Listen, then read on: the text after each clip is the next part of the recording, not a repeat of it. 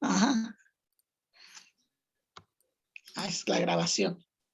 Sí.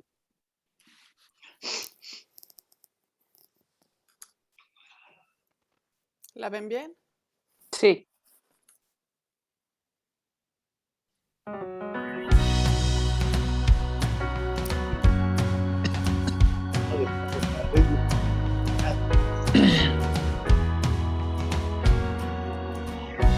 Hoy decido levantarme y seguirte, mi Jesús. Hoy decido que el pasado queda atrás y contigo vuelvo a empezar.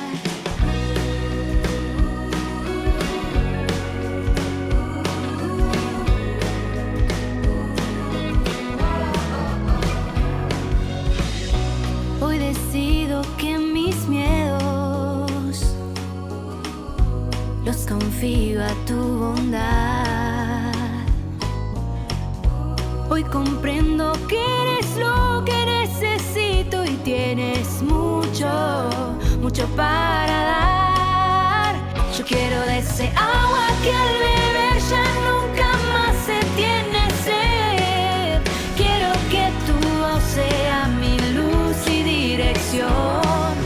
Quiero que tus manos me sostengan al andar, porque contigo quiero estar por la eternidad.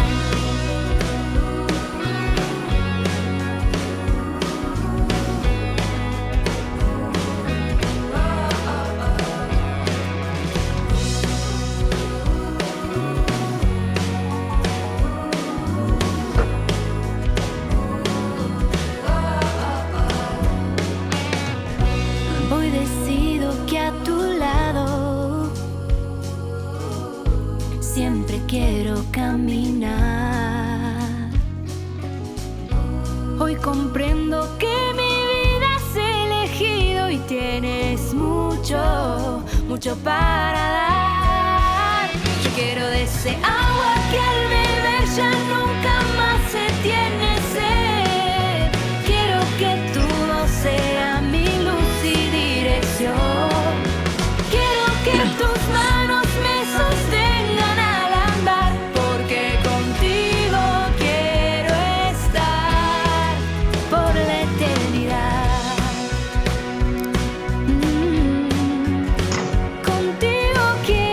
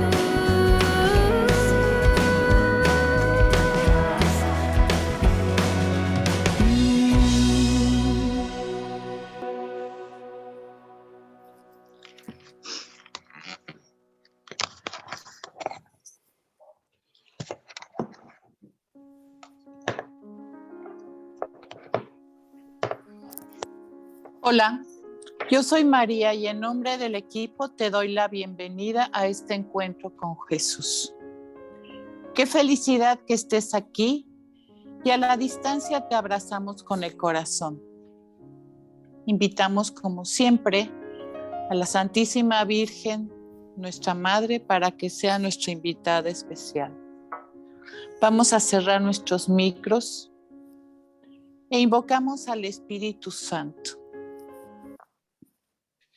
Pidámosle que toque todo con ese roce divino que cura. Invócalo con confianza para que abra tu mente y corazón para recibir este mensaje que te envía a ti personalmente.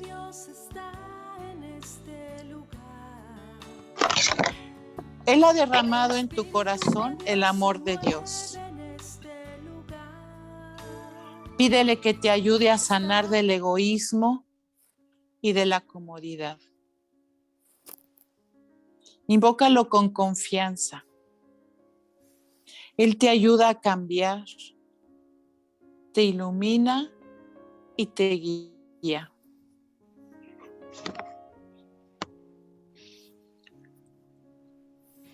Vamos a ver en la pantalla la oración para que podamos seguirla.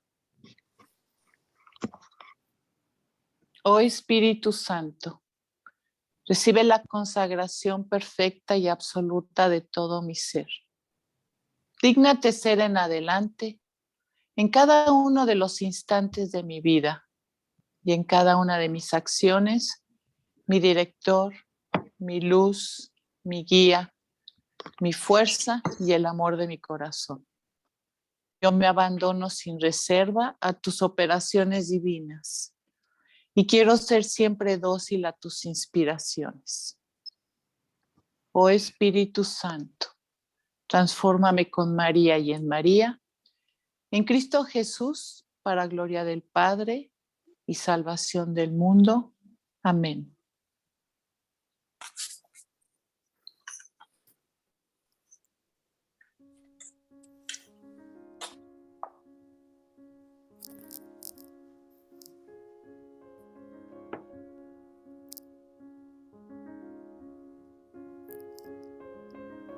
En nuestra última plática hablamos sobre los profetas.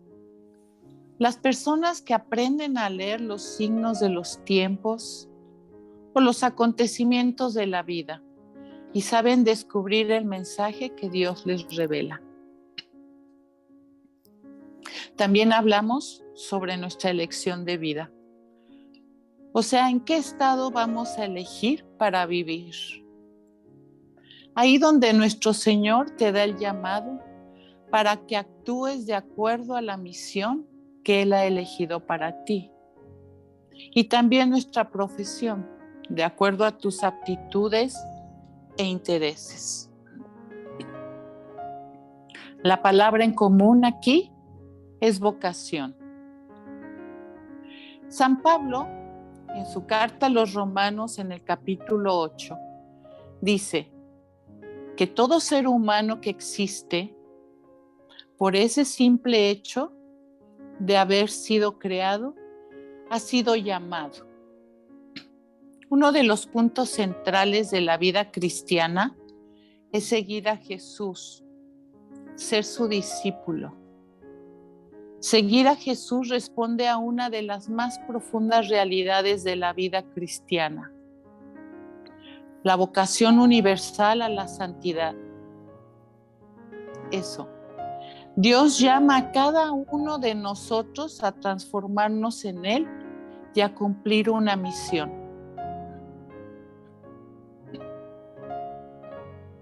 El ser llamado es lo que es la vocación, tanto que en latín la palabra vocare significa llamar. Hablamos sobre Conchita, un profeta de nuestros tiempos, que supo descubrir a lo largo de su historia la presencia salvífica de Dios.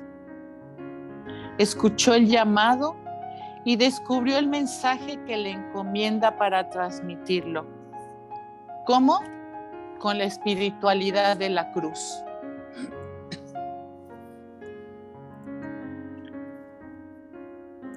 Ahora vamos a empezar a ver una semblanza de los pilares de la obra de la cruz y sus vocaciones en una historia concreta parecida a la tuya. Vamos a ver 4 llamados, 4 modos de transformarse en Cristo, de ser santos y fecundos. Los fundadores de la obra de la cruz: Concepción Cabrera de Armida, la inspiradora; Monseñor Ramón Ibarra, fundador. El padre Félix de Jesús Ruller propone este mensaje para ser vivido como un camino de santidad y seguimiento de Jesús, sacerdote y víctima. Y Monseñor Luis María Martínez transmite comprensiblemente esta espiritualidad. Como vimos el tema anterior, Dios se vale de los profetas para comunicar un mensaje a los hombres y así ir construyendo la historia de la salvación. También vimos que Conchita es un profeta de nuestros días, de la que se valió Dios para transmitir al mundo un mensaje, que es la espiritualidad de la cruz. Ahora vamos a ver una pequeñísima semblanza de su historia y el ambiente en el que vivió para darnos cuenta de cómo fue preparándola Dios y cómo fue su respuesta. Su evolución espiritual, los rasgos de su personalidad y el anecdotario de su historia los conoceremos sobre todo por su cuenta de conciencia y su autobiografía.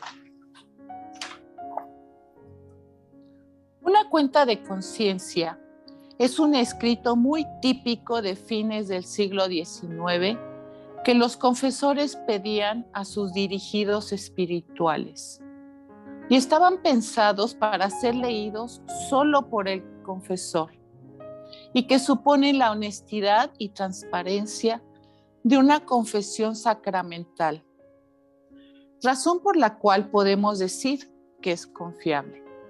De ahí su nombre, cuenta de conciencia, porque da cuenta de lo que sucede en la propia conciencia. En el siglo XIX hubo grandes cambios.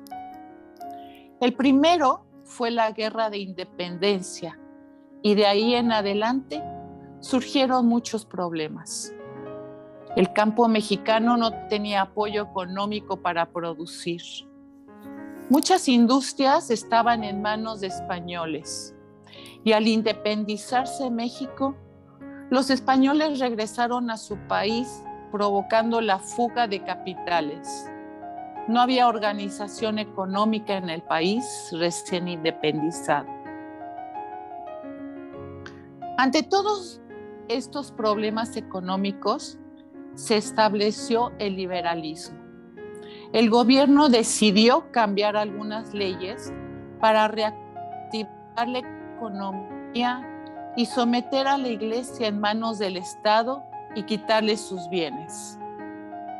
Se prohíben los diezmos y el gobierno controla los salarios de los párrocos y les prohíben recibir herencias. Se suprime el reconocimiento de los votos religiosos. Y el gobierno se da cuenta de que la Iglesia Católica tenía muchas posesiones, escuelas, grandes fincas, etc. La Iglesia tenía mucho poder en sus manos y manera de influir en la mentalidad de la gente. El presidente de la República era Benito Juárez. Un año antes de que naciera Conchita, había expulsado del país al arzobispo de México y al delegado apostólico, quedando solo 2 ancianos obispos para toda la República, los que por su edad se puede decir que eran como inexistentes. Por lo mismo, en 1861, las diócesis de la República Mexicana se quedaban sin cabeza. Nos relata un historiador potosino, don Rafael Montejano y Aguinaga, sacerdote, bibliotecario, arqueólogo y catedrático, nacido en San Luis Potosí en 1919, que dedicó muchos años a la investigación e historia de San Luis Potosí. Y él nos relata que cuando nació Conchita, los primeros ruidos que resonaron en sus oídos fueron los de la picota liberal que derribaban iglesias y conventos. Muchas comunidades religiosas fueron expulsadas y muchos religiosos escondidos. A los sacerdotes se les prohibió reunirse en su sal y se prohibió cualquier clase de culto político. En este clima doloroso nació Concepción Cabrera Arias el 8 de diciembre de 1862 en San Luis Potosí y fue bautizada el día 10 del mismo mes. De familia acomodada. Fue ella la número 7 de 12 hermanos, 8 varones y 4 mujeres. Tenemos que tener en cuenta la mentalidad de la clase acomodada de provincia en la segunda mitad del siglo XIX. Una vida familiar muy fuerte, tradicional y conservadora. Es importante ubicarnos en la época que le tocó vivir. En el momento en que nació, estuvo a punto de morir y su madre estaba enferma de gravedad, por lo que no pudo alimentarla. Fue trasladada por prescripción médica a la hacienda de Jesús María, que pertenecía a su familia, donde fue alimentada por una nodriza. En su vida adulta, frecuentemente es consciente de haber estado desde el inicio de su vida a punto de morir. Su educación refleja el ambiente político y las costumbres de la época. De muy chica, asistió a un pequeño colegio privado de unas señoritas solteras que educaban a las clases acomodadas de San Luis Potosí, y después al colegio de las Hermanas de la Caridad. Cuando estas fueron expulsadas del país, su madre, que era enemiga de mandarlos a alguna parte, les puso en casa maestros de bordado, piano y canto. Ella nos cuenta: en cuanto a instrucción, la tengo muy escasa, y no por culpa de mis padres y maestros, sino por tontera, pereza y tantos cambios y viajes en la edad de aprender. Y esto era porque hasta los 18 años se la pasó yendo y viniendo de San Luis Potosí a las haciendas de su abuelo. La madre se esmeró en educarla para que pudiera ser una buena ama de casa, habiendo aprendido desde fregar pisos hasta bordar, como dice ella. A los 12 años lleva el gasto de su casa, lo cual nos habla de un profundo sentido de responsabilidad que será una de las características de su vida adulta.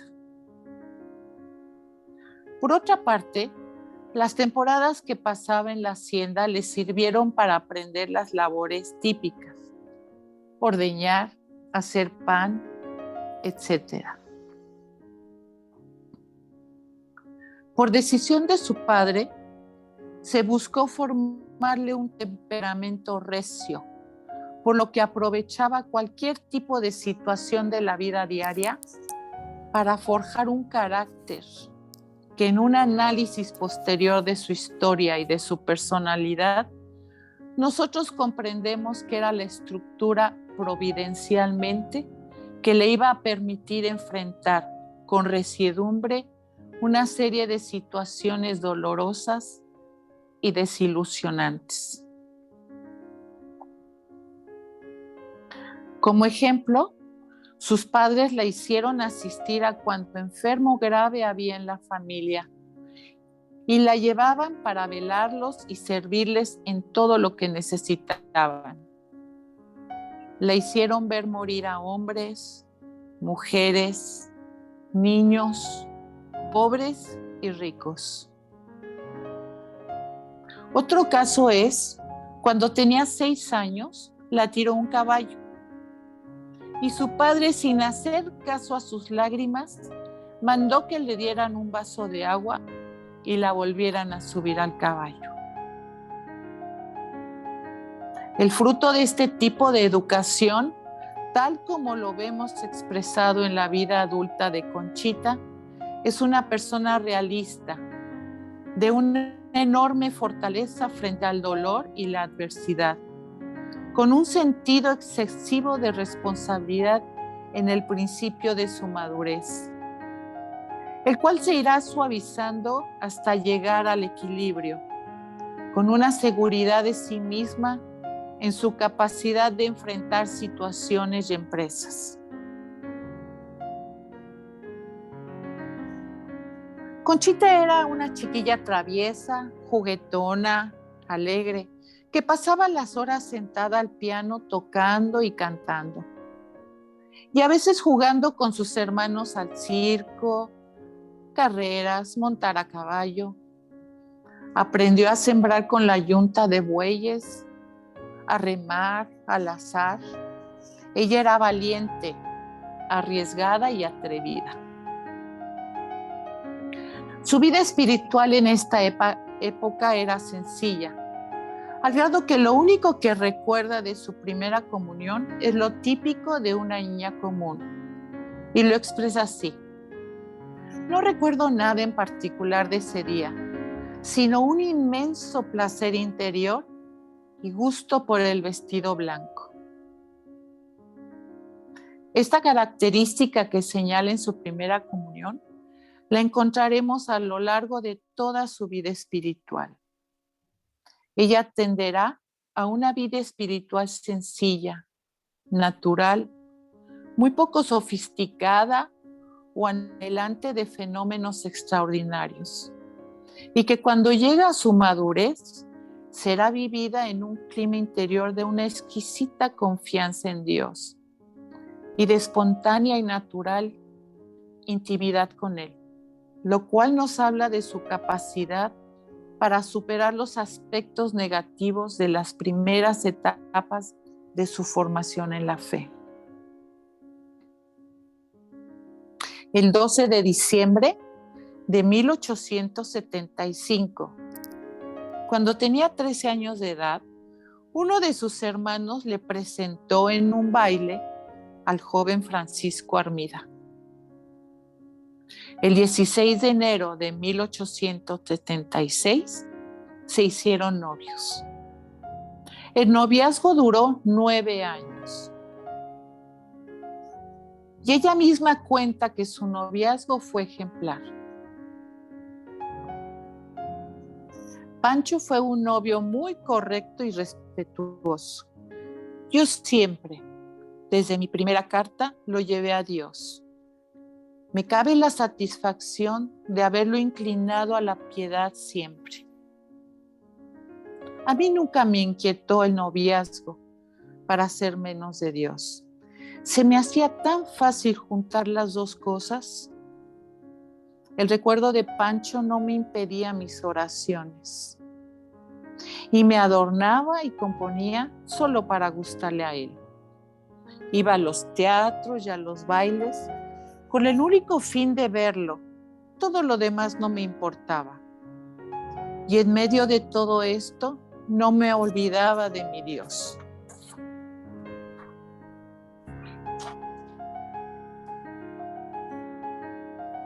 De los 16 a los 20 años, crucé por una época de bailes, teatros, paseos, vanidades, deseos de agradar, pero solo a Pancho.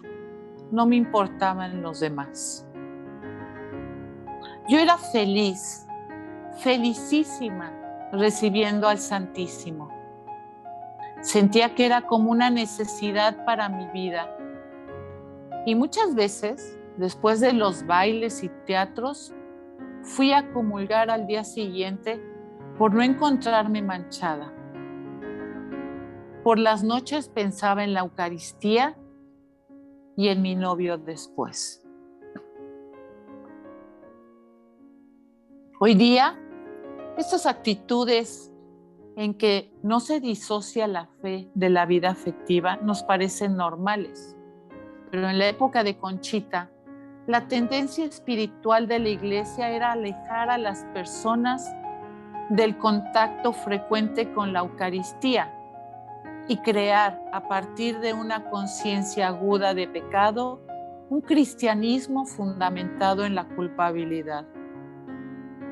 Ella no puede escaparse fácilmente de esto y tendrá que luchar contra esto durante largas épocas de su vida espiritual, hasta que en la dirección de Monseñor Martínez, siendo ella ya una mujer madura, alcanza la total integración de su fragilidad, de su pequeñez y miseria, en un clima de suavidad, confianza y abandono en Dios.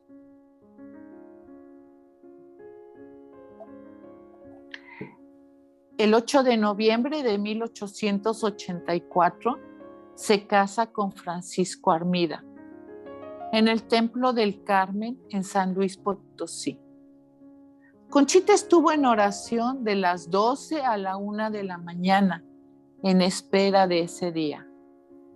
Rezó la hora 15 a la Santísima Virgen y a las 6 de la mañana los dos novios comulgaron juntos en la iglesia de San Juan de Dios.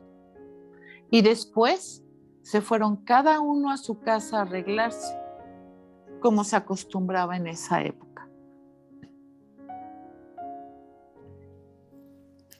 Dice Conchita: yo le pedí a mi Jesús que me ayudara a ser una buena esposa, que hiciera feliz al hombre que iba a darme por compañero. Conchita nos describe a su marido. Mi marido fue un modelo ejemplar de respeto y cariño. Ya me han dicho varios sacerdotes que Dios me lo escogió excepcionalmente, pues fue un ejemplar esposo lleno de virtudes, muy bueno, cristiano, caballero, honrado, recto, inteligente y con gran corazón. Sensible a cualquier desgracia, cariñoso conmigo. Excelente padre, que no tenía más distracción que sus hijos. Eran su dicha y sufría mucho cuando se enfermaban. Al principio, Pancho era de carácter violento, pero era como pólvora. Luego pasaba el fuego y se contentaba apenado. Pero al cabo de unos años cambió. Cambió tanto que hasta su mamá y hermanas se admiraron. Creo que era la gracia y el continuo limarse con esta lija y dura piedra. Pobrecito. Conchita tuvo serios problemas con su suegra y cuñadas, pues estas la tenían por tonta, inútil, de mal gusto, y nada de lo que ella hacía les gustaba a ellas. Muchas veces, ante estos problemas, Pancho les concedía la razón a sus hermanas. Durante muchos años vivió así, soportando humillaciones y sin quejarse con su marido, hasta que con el tiempo se ganó la estimación de las cuñadas. Así, de recién casada, vivió en la escuela de la humildad, en la que Conchita aprendió que no debe poner su confianza en sí misma, sino en Dios. Con esto vemos que Dios la favoreció con la virtud de la humildad y confianza en Él. La vida de casada no le impidió ser más de Dios, sino que sentía que la llamaba cada vez más y con más fuerza a pertenecerle. Cuenta ella que a pesar de que tenía un matrimonio feliz, no la llenaba completamente, sino que sentía un vacío en el alma. Su vida hogareña era sensible y agradable. Compartía con un hombre respetuoso, responsable, bueno y cariñoso. Madre de 9 hijos: Pancho, Carlos, Manuel, Concha, Ignacio, Pablo, Salvador, Lupe y Pedro. Dedicó su tiempo y cuidado a la atención y educación de cada uno de ellos. Es notable que intuitivamente personalizó la educación, que no era costumbre en esa época, pues ella decía que si Dios había hecho a cada uno de sus hijos distintos, ella tenía que atenderlos y educarlos, respetando sus diferencias. El 28 de julio de 1889, por primera vez en su vida, Conchita hace ejercicios espirituales en el Colegio de las Damas del Sagrado Corazón, con un grupo de hijas de María. Los ejercicios los predicó el padre Antonio Plancarte y Labastida. El tema: tu misión es la de salvar almas. Es el anuncio de lo que será en el futuro su apostolado por el bien, la santificación y salvación de la humanidad. Su marido no fue un hombre que triunfara en los negocios y muere a los 17 años de casados. Y ella queda viuda y se ve en la necesidad de educar a 8 hijos y sacar adelante el hogar en una situación de importante penuria económica.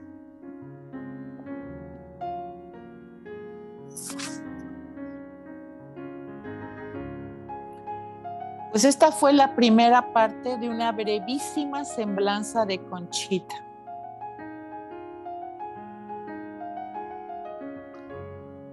Vamos a abrir nuestros micros por si gustas compartir con nosotros algo de Conchita.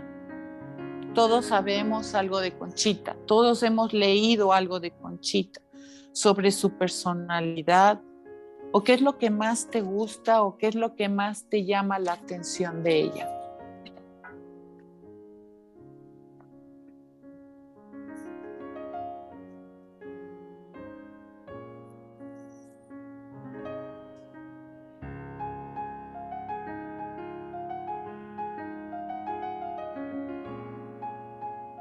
Vamos a hacer nuestra oración y al final diremos: te lo pedimos, Señor.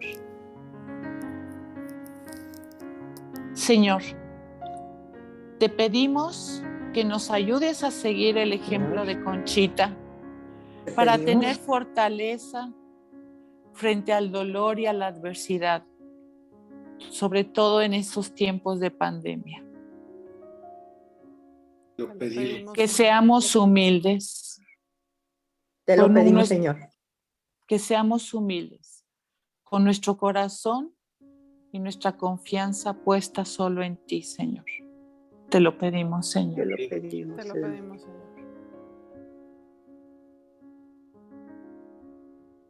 Te lo pedimos, Señor.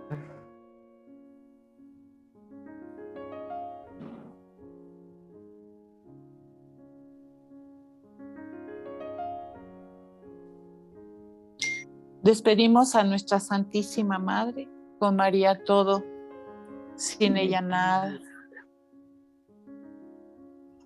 Pues muchas gracias a todos. Dios los bendiga.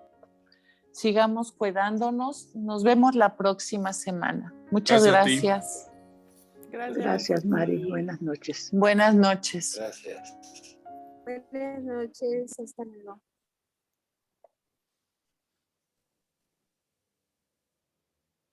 Gracias, Mari. Gracias a ustedes.